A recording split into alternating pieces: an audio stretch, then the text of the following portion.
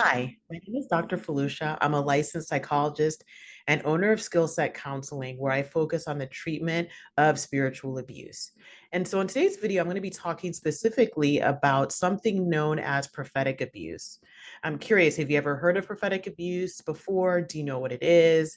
It's come to my attention just from different videos that I've watched and certain things that are happening in the news, spiritual abuse news, rather. So I thought that I'd take some time in this video to go over exactly what prophetic abuse is.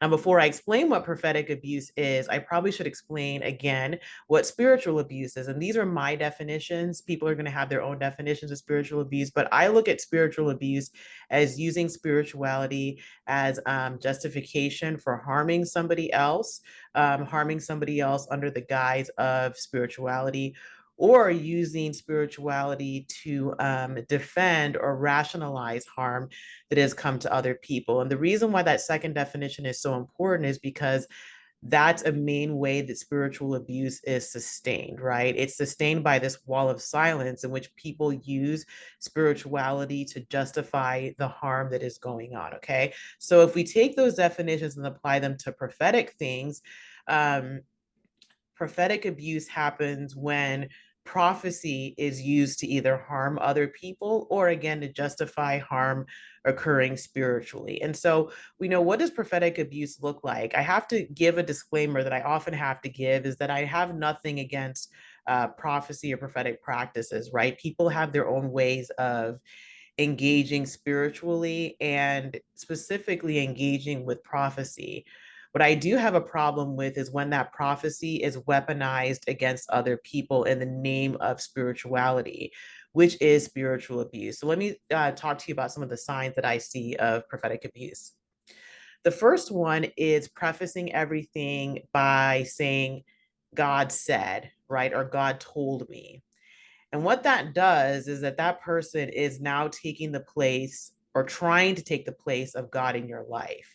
You know, if someone says, God told me this, and then you speak up and you don't agree, they've set things up in such a way where if you disagree with them, you're disagreeing with God. If you doubt what they're saying, then you doubt what God is saying. And that takes a lot of hubris, I think, to claim to speak for God in someone's life. Now, someone can make suggestions. They can say, look, I think this might be what God might want to share with you. I don't know, check it out for yourself. But something that is true would allow the person, you know, if it's truly God speaking, then you shouldn't be upset or feel so much pressure as a, you know, as someone who calls himself a prophet, to make that person believe what you're saying, right? Prophets in the Bible didn't act that way. So one telltale sign is when the person prefaces what they're saying by God said or God told me. And another thing that you can tell too is that, think about how you react, right, to that prophecy. If you have any doubts about it, you say, well, I want to question something, let me check this out for myself, see how they react, right? In some of my videos before, I've talked about how spiritual abuse, one telltale sign of spiritual abuse occurs when you say no, we don't go along with someone's wishes, and see how they react, right? And the same thing with prophecy.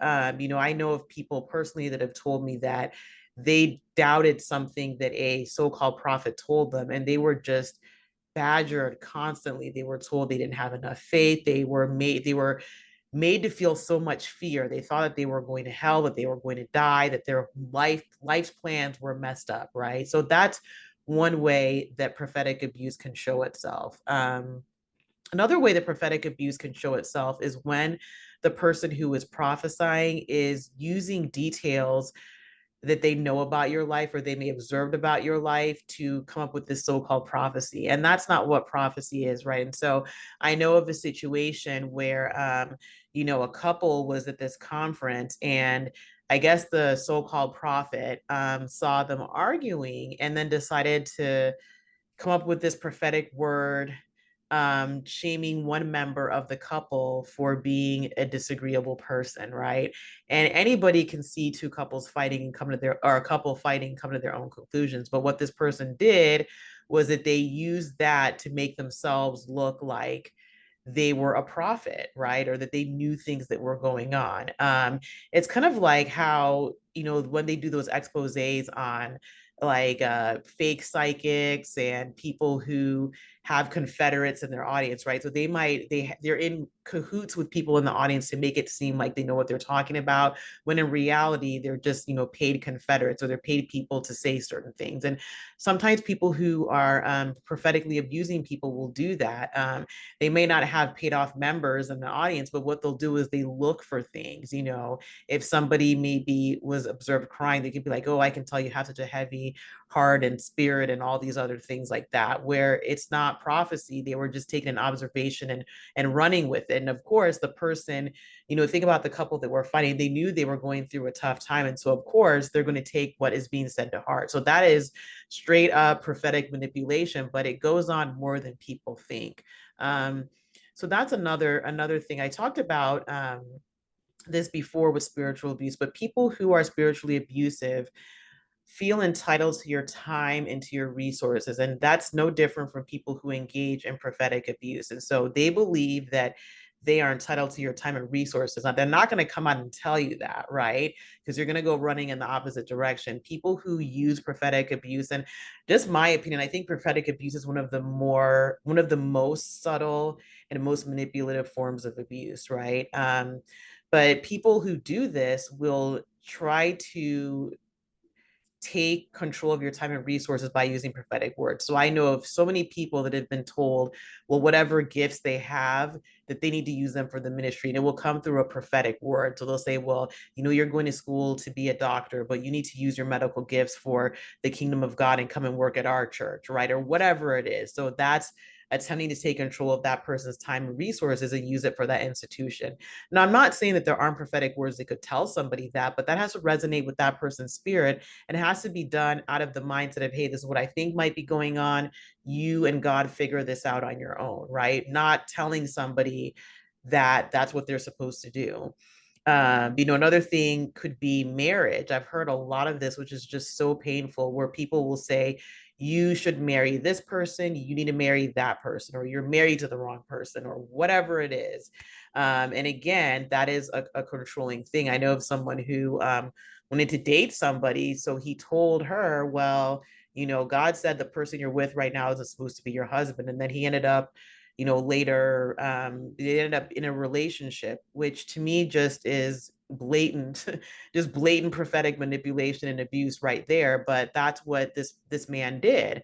And so, so prophetic abuse wants to take advantage of your, it feels entitled. Prophetic abusers rather feel entitled to your time and your resources, and they do this through so-called prophetic words that are just nothing more than manipulation. I'm going to take a brief second here. If you're liking what you see, please click on the like button, subscribe if you haven't subscribed already, and share this with other people that you think would benefit. All right. If you haven't done so, I'd really appreciate that. Okay, so back to the things that I was talking about. Another form of prophetic abuse that you can see is when the prophetic words are used to publicly shame somebody else, right? And so, I think, and this is probably just my cynical opinion, but I think a lot of people who engage in this kind of abuse say things that they really want to say, and then they just shroud it under, oh, well, this is prophecy, right? And so they can take cheap shots at people publicly and then say, oh, well, it was a prophetic word. It was a prophetic word, right? So, and so you'll see things like this. You'll see people getting up in whatever surrounding it is and shaming somebody under the guise of prophecy. It could be telling them that they have this type of problem, they have this type of spirit. It could even be something that was told to them or they learned about in confidence, right? And so maybe someone said something, they were struggling with a particular issue, the so-called prophet heard about it and now is using this information to publicly shame somebody.